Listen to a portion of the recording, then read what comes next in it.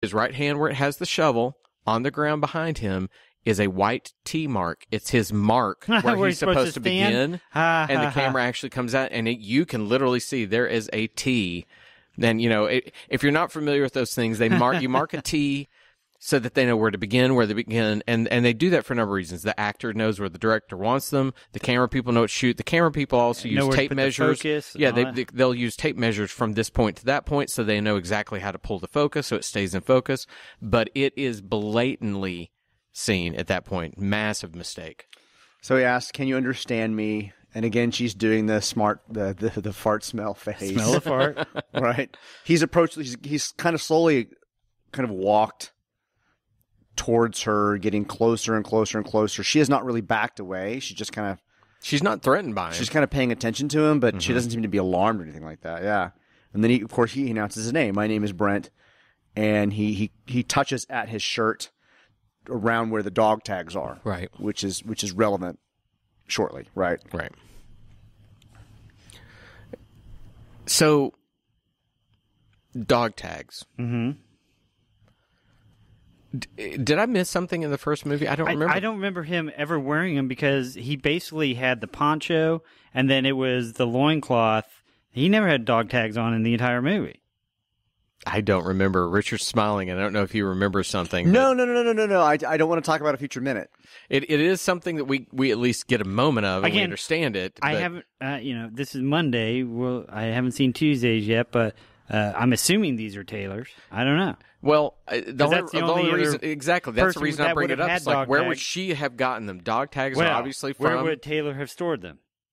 If we never saw him wearing them. Considering how you started this minute talking about different ways to pop the tops on a beer bottle, I don't want to talk about it. Nobody heard that conversation.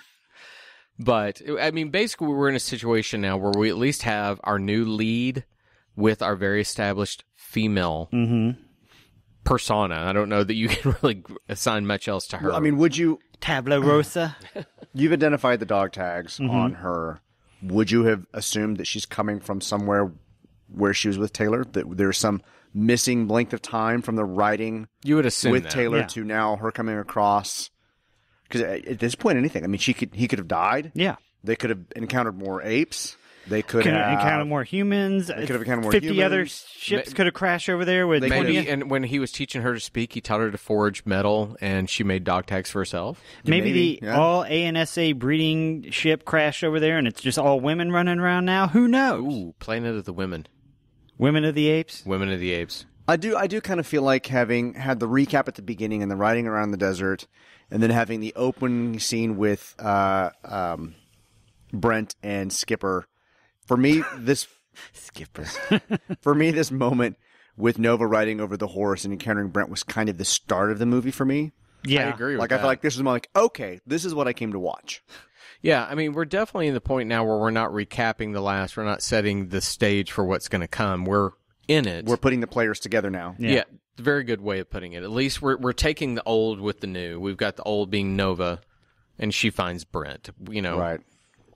That's at least interesting. By the way, I'm going to tell you, I found a model, or somebody that made a model of that spaceship. Apparently what they are saying is that the needle part we see that's still intact was literally like the Apollo command module atop a rocket, which is what we're seeing cracked in that the panels of the rocket fell away. But wait. Those usually fall away. Yeah, those usually... That's the best I could glean from what this person literally made a model, and it was well done. Yeah. But I looked at it very carefully, and I was like, okay, I think what they're saying is this fell apart on reentry. Okay. Because, how is that supposed to compare to the first movie ship where they had sleeping compartments in the front and a special escape hatch in the bottom? Well, maybe it still crashed into a planet. I mean, it's still kind of a crappy spaceship.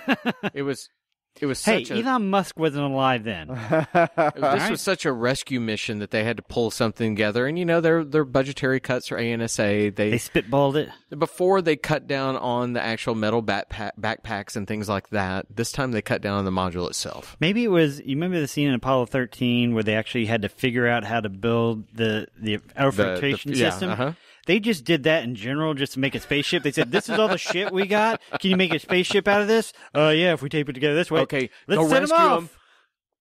All right, my friends. I think that's pretty much for Monday. I think we've wrapped that one up. Yeah. Okay. So, as always, go check us out with our social media links. You can find those on our website, MotaApes.com. Pretty much every social media is some variation of that Minute of the Apes to some extent, but you can find every link that you need on our website. Go follow us. We do our best to tweet out some fun things, some images as we go along. So, that's it for Monday. For Richard and Sean, I'm Todd. Thank you so much. Bye. Good night, everybody. Beneath the Minute of the Apes. Beneath the Minute of the Apes. Beneath the Minute of the Apes. The only good human is a dead human.